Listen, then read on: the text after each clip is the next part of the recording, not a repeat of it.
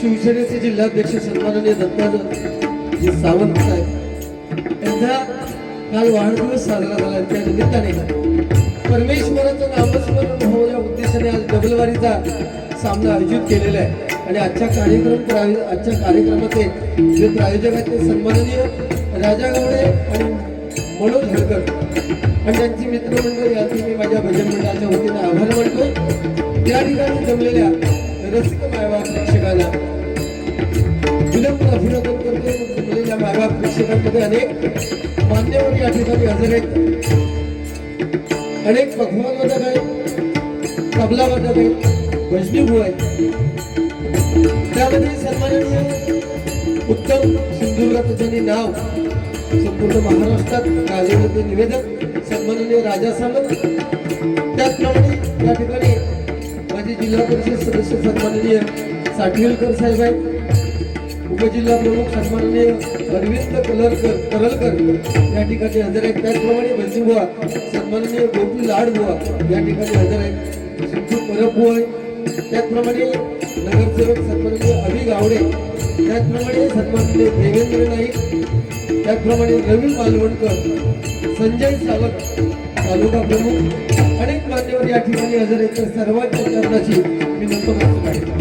महाराष्ट्राचं नव्हे तर संपूर्ण जगताचं दैवत श्री गणरायाला वंदन करून विद्येचं दैवत सरस्वती मातेच्या चरणी नतमस्तक होऊन इथली स्थान देवता आणि रक्तदेवतेला वंदन करून माझी ग्रामदेवता ही सातेरी मातेच्या चरणाची लीन होऊन गोवाच्या ग्रामदेवतेला नमस्कार करून आई भूमाच्या सारखा दंडवत करून सत्याचा मालिक त्रिशक्त नारायणाला वंदन करून कलास्त्री माते समोर मांडणाऱ्या छत्रपती शिवाजी महाराजांना छत्रपती संभाजी राजांना मानाचा मुलगा करून जवलवारीच्या या आमने सामने 2020 सामन्याला सुरुवात करतो.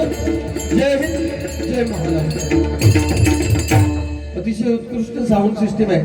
त्यांचे सुद्धा मी माझ्या भजन मंडळाच्या वतीने आभार मानतोय. त्यांना शुभेच्छा देतो. धन्यवाद. पेटीचा आवाज कमी करा.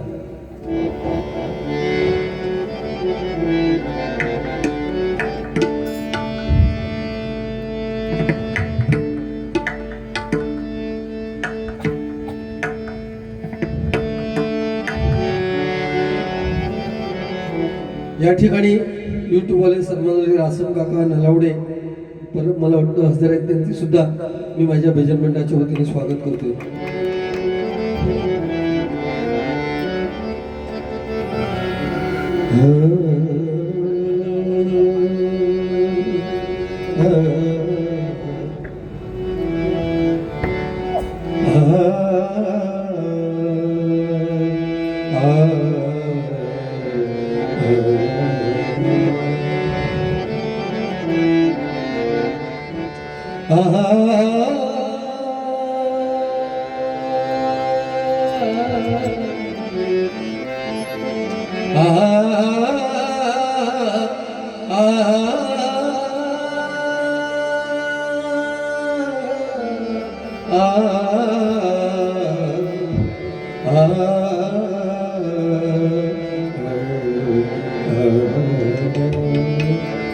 तिन्ही त्रिभुवनी आम्ही वैभवा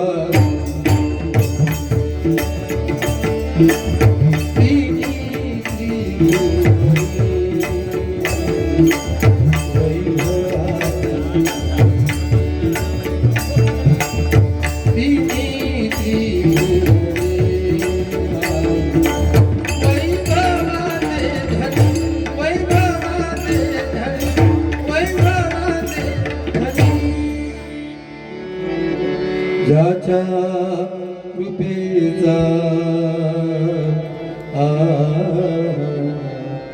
मजला झाला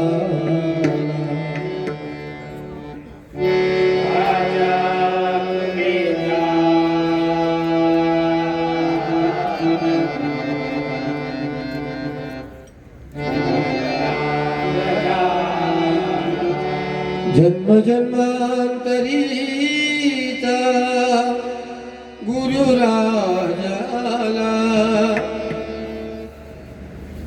जन्म जन्मांतरीचा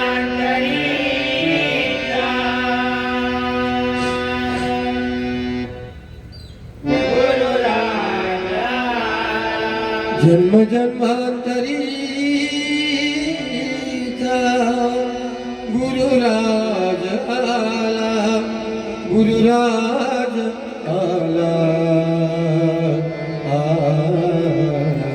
गुरुराज आला जन्म जन्मांतरीचा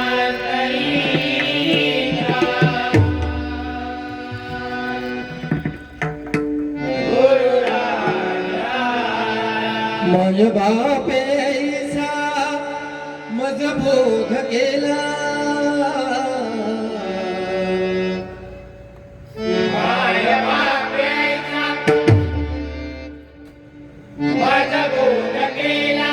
बापे ऐसा बोध केला वाय बापेचा माझा बोध केला विसरू कसा मी गुरुपादुका विसरू कसा मी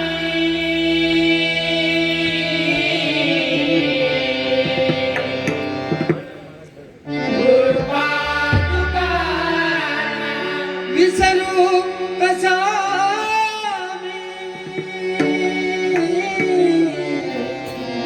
गुरुपादुकान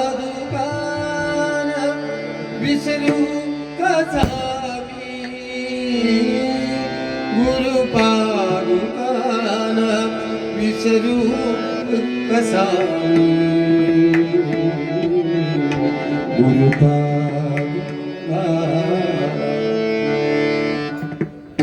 विसरू कसा मी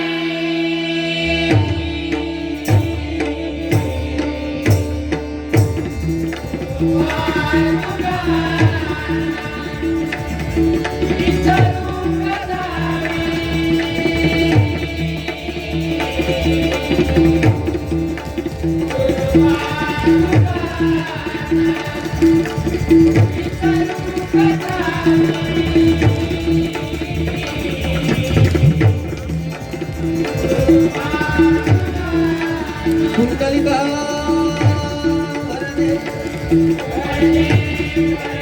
हरी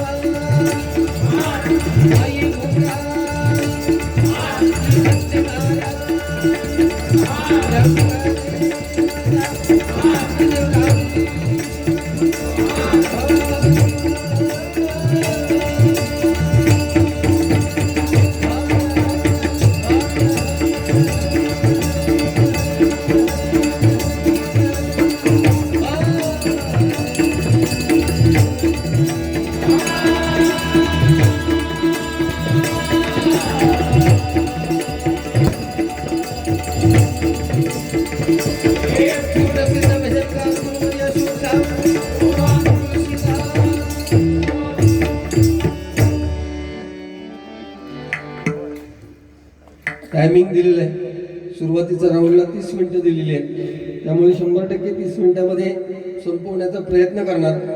माझ्या समोरचे बुवा आहेत त्यांना 30 मिनिटात जरा संपवणं कठीण जाईल, कारण ते स्वतःला खूप मोठा गायक समजतात.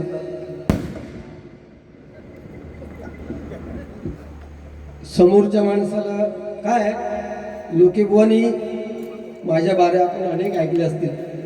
त्याच्यामध्ये काय होतं, मगाशी राजा सामंतांनी सांगितलं ते बरं केलं, काय यूट्यूबवाल्यांनी सांगितलं एखादं जर काही चुकीचं निघालं तर नक्की तुम्ही कट करा. पण काही चोरी छुपे जे करतात रेकॉर्डिंग आणि ते मग नंतर आम्हाला भोगावं लागतं. सध्या एक विषय तसंच चालू आहे.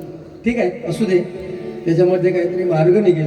पण बोलण्याच्या ओघात तसं होतं, कारण समोरचं का आता कित्येक बुवांबरोबर माझ्यासुद्धा डबल बाऱ्या होतात, बुवांबरोबर सुद्धा होतात.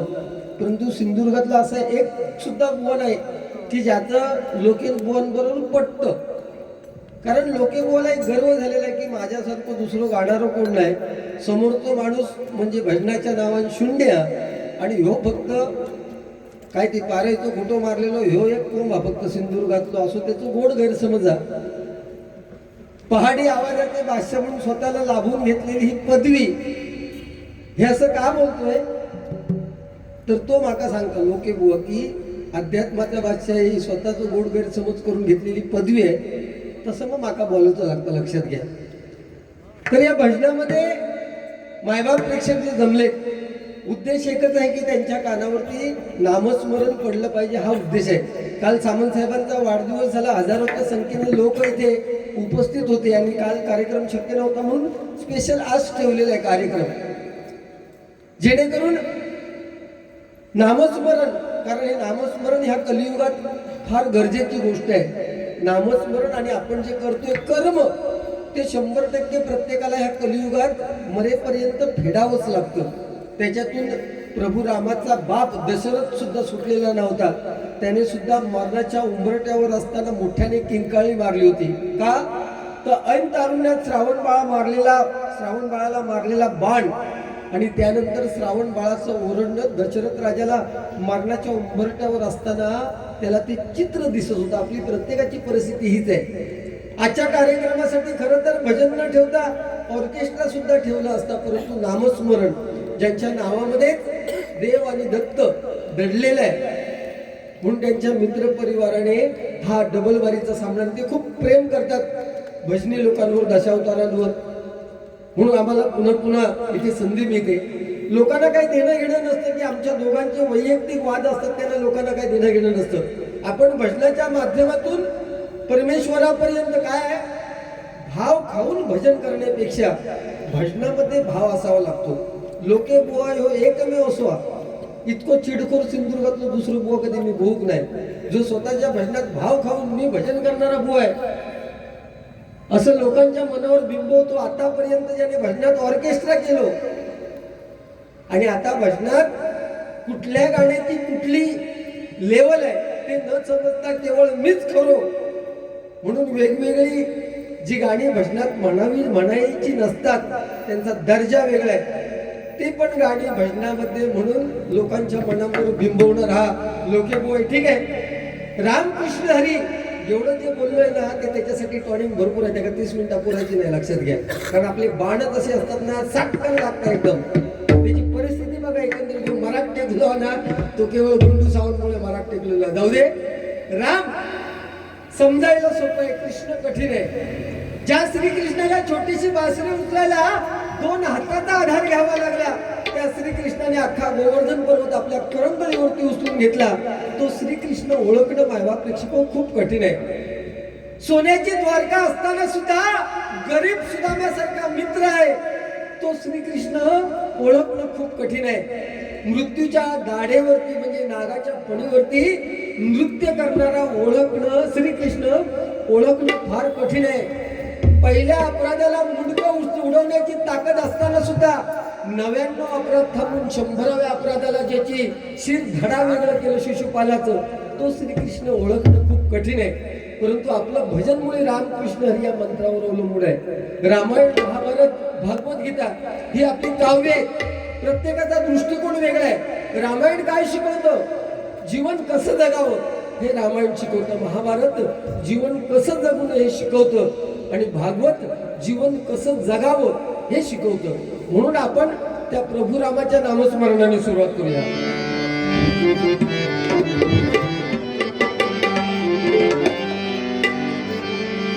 श्रीराम जानकी बैठे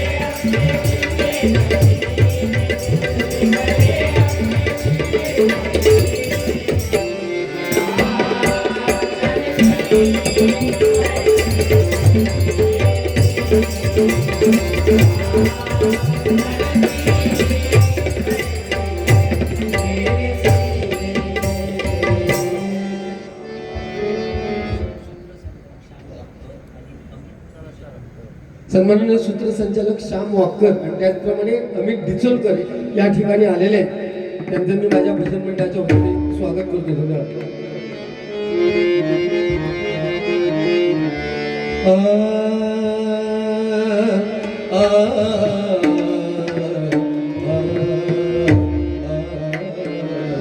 नको विसरू संकेत मिलन, नको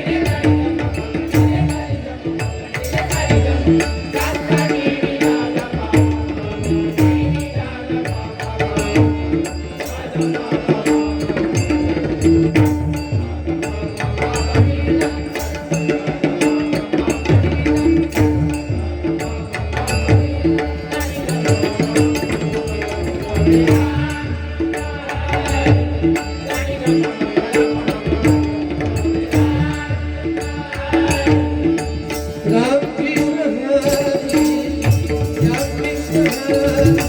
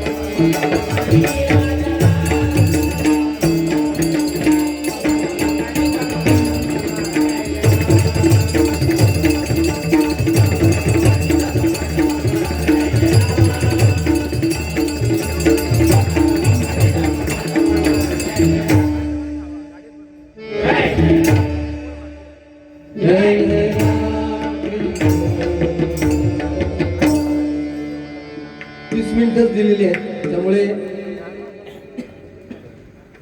संपवण्याचा प्रयत्न करणार 30 मिनिटात, जेणेकरून गायक आमचे आहेत त्यांना गायन करण्यासाठी संधी मिळेल.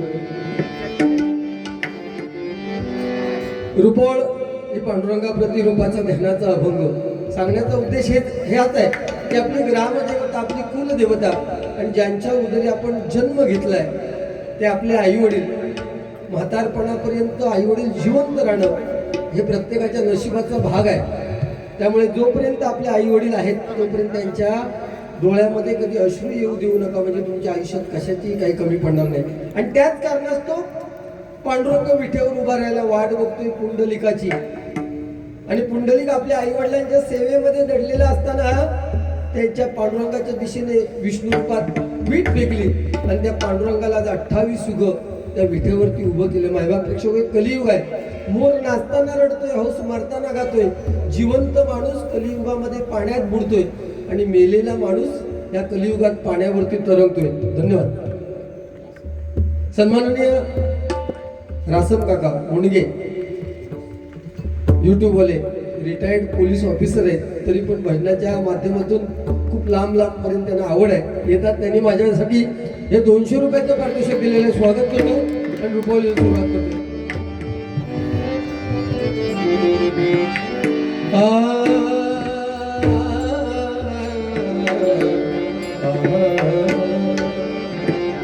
पाहता पाहता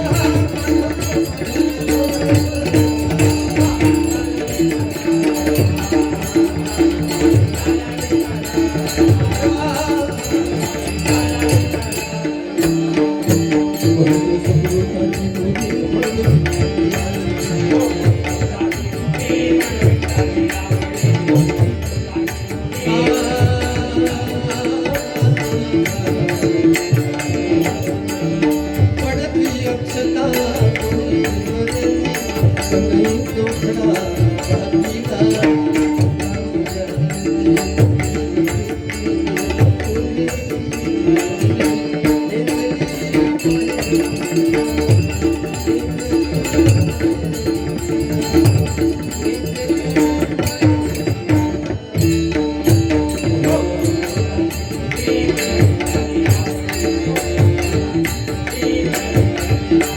बहुत विठ्ठली आवडी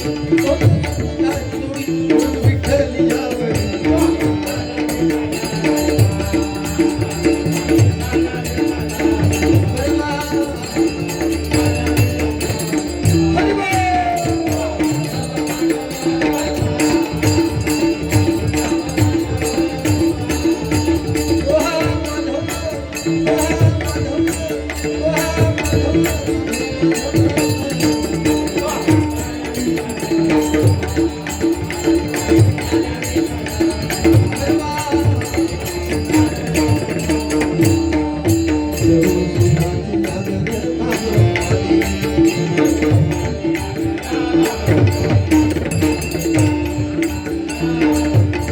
तुझी से लागी है ऐसी लगन बिरह में जलना है मैं अधूरा हूँ तेरे बिना जैसे दिल के बिना